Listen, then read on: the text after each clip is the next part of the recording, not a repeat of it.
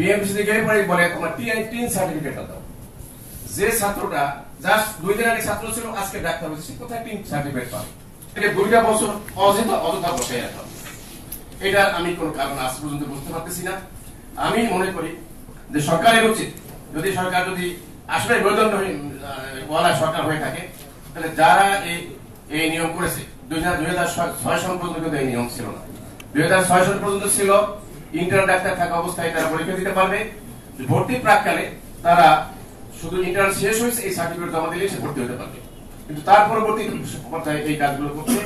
আমি দাবি করব আপনাদের সুপারিশে থাকবে যে সেই 2006 সালের নিয়মে তারা ফিরে যাবে, এক। আর এই 2006 সাল থেকে যে সমস্ত যে শিক্ষার্থীদেরকে এই 2 বছর বসিয়ে রেখে পোস্ট গ্রাজুয়েশন বা উচ্চশিক্ষা দেওয়া হয়েছে, এর মাধ্যমে ওই ব্যক্তির লস হয়েছে, ওই পরিবারের লস হয়েছে, জাতি তার কাছ থেকে 2 বছরের স্পেশালাইজড সার্ভিস কম পাচ্ছে। সেই জন্য ওই অথরিটি তাদেরকে কনসেশন দিতে হবে। 2 নম্বরে আপনারা বঙ্গবন্ধু মেডিকেল ইউনিভার্সিটি ছাড়াও এফিলিয়েটেড বিভিন্ন মেডিকেল কলেজ আছে যেখানে পোস্ট গ্রাজুয়েট ডিগ্রি দেওয়া হয়। এই মেডিকেল কলেজটা থাকতে অন্তর্ভুক্ত। আপনি যদি খেয়াল করেন এই ভর্তি পরীক্ষাগুলো এই ছাত্ররা ভর্তি হয়, বিভিন্ন প্রতিষ্ঠান কে কত টাকা ভর্তি ফি নেবে তার কোনো নির্দিষ্ট মানপত্র নাই। প্রায় 1 লাখ টাকার মতো ভর্তি ফি নেওয়া হয়। আমি সেখান থেকে আপনাদের অনুরোধ করব যে সরকার এই ভর্তি ফি, এবং এরা সম্পূর্ণ অ্যাক্টের বহির্ভূত, কারণ গভর্নমেন্টের যে নিয়ম কানুন আছে তাতে সে অনুযায়ী স্বাস্থ্য অধিদপ্তর এবং আওতাধীন এই মেডিকেল কলেজগুলো সব হলো সাবঅর্ডিনেট অফিস। আজকে স্যার আছেন, তিনি উনি অবশ্যই জানেন subordinate office, attach department, secretariat কি এখতিয়ার। এই সাবঅর্ডিনেট অফিস কোনোভাবেই সে নিজে কোনো নীতিমালা তৈরি করতে পারে না।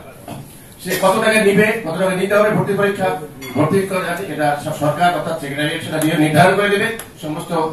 এবং সেটা নিশ্চয়ই অন্যান্য যে পাবলিক ইউনিভার্সিটি আছে, পাবলিক সেখানে যে কোর্স নেওয়া হয় তার সাথে সামঞ্জস্যপূর্ণ হবে।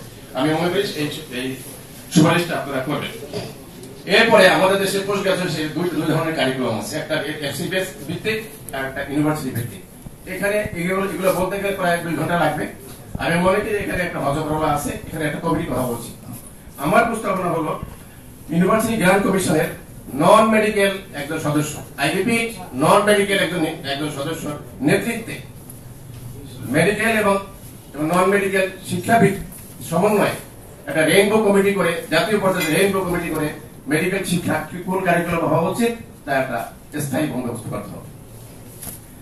আমি এরপরে আর একটা ডাক্তার হয়ে গেল। ডাক্তার হওয়ার পরে তাদেরকে বিএমডিসি একটা রেজিস্ট্রেশন নিতে হয়। 2014 সাল থেকে বোধহয় শুরু করেছে যে বিএমডিসি থেকে বলে তোমার টিন সার্টিফিকেটটা দাও। যে ছাত্রটা জাস্ট 2 দিন আগে ছাত্র ছিল, আজকে ডাক্তার হয়েছে, সে কোথায় টিন সার্টিফিকেট পাবে? টিন সার্টিফিকেট না দিলে রেজিস্ট্রেশন হবে। 2022 সাল থেকে সেটা আবার শুরু করছে, শুধু টিন সার্টিফিকেট হবে না। আচ্ছা, এটা কি সকল পেশাজীবীদের ক্ষেত্রে? না, নাই, কোনো পেশাজীবী নাই। আমার ভাগ্নে কয়েকদিন আগে সে বার কাউন্সিল থেকে হয়েছে, লাইসেন্স পেয়েছে, তার কোনো এগুলো লাগে শুধু। এখন শুধু টিন না, এখন চাচ্ছে যে তোমার রিটার্ন দাখিল করছো সেই কাগজ জমা দাও, রিটার্ন কাগজ দাখিল করছো সেই জমা দাও। এই যে অদক্ষতা ওইখানে বিএমডিসি যারা আছেন তাদের অদক্ষতা এবং অপরিণামদর্শী এদের সিদ্ধান্ত, এটার ব্যাপারে কার্যক্রম করা উচিত।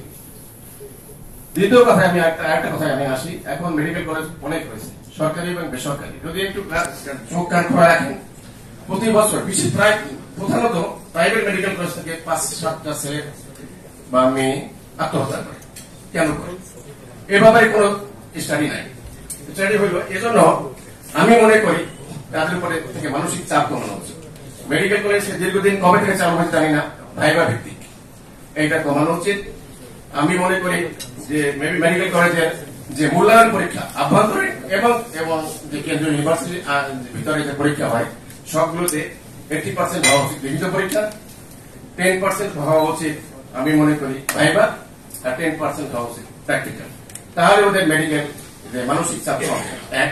দ্বিতীয়ত যে মেডিকেল কলেজে এসে ছাত্র সেই মেডিকেল কলেজের টিচার সেটা তাদের পরীক্ষক হবে। পরীক্ষক হতে হবে অপরিচিত পরীক্ষক আসবেন, পরীক্ষা নিবেন, নাম্বার চলে যাবে। এই মেডিকেল কলেজের শিক্ষক থাকবেন মাত্র কোঅর্ডিনেটর, উনি ব্যবস্থাপনা করবেন, উনি কোনো এক্সাম দেওয়া করেন। আমি এই পরিকল্পনা চাচ্ছি। প্রাইভেট মেডিকেল কলেজ সম্বন্ধে বিশেষ করে এমএন রেজা স্যার ইঙ্গিত করছে প্রাইভেট গুলোর সম্বন্ধে।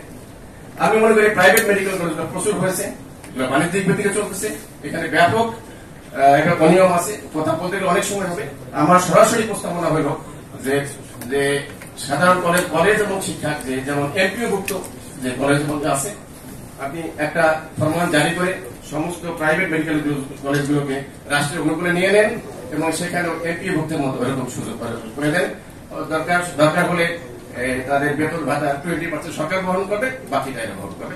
এরা কোনো কথা আপনার ভাবছেন?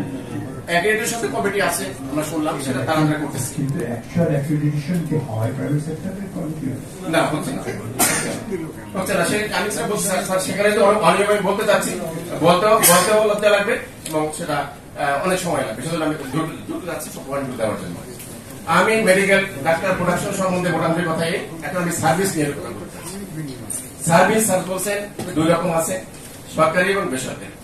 সরকারি যে সার্ভিস তার শুরু হচ্ছে উপজেলা হেলথ কমপ্লেক্সে। আমি উপজেলা হেলথ কমপ্লেক্স অর্গান করে আপনাদের কাছে তুলে ধরি। উপজেলা হেলথ কমপ্লেক্সে ডাক্তার সংখ্যা একটা হলো ইউএসএন দ্বিতীয়, তারপরে 3 জন মেডিকেল অফিসার, 4 জন হলো আপনাদের সামনে কিন্তু ইয়ে দেওয়া আছে, নাস্তা দেওয়া আছে, আপনারা নিতে পারেন। কত শুধু 4 জন জুনিয়র কনসালটেন্ট, একজন হলো ডেন্টাল স্টাফ, 3 জন medical officer.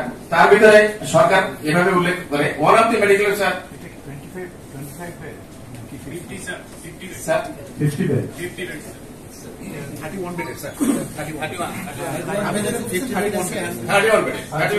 Yes, sir, 31 bed. এখন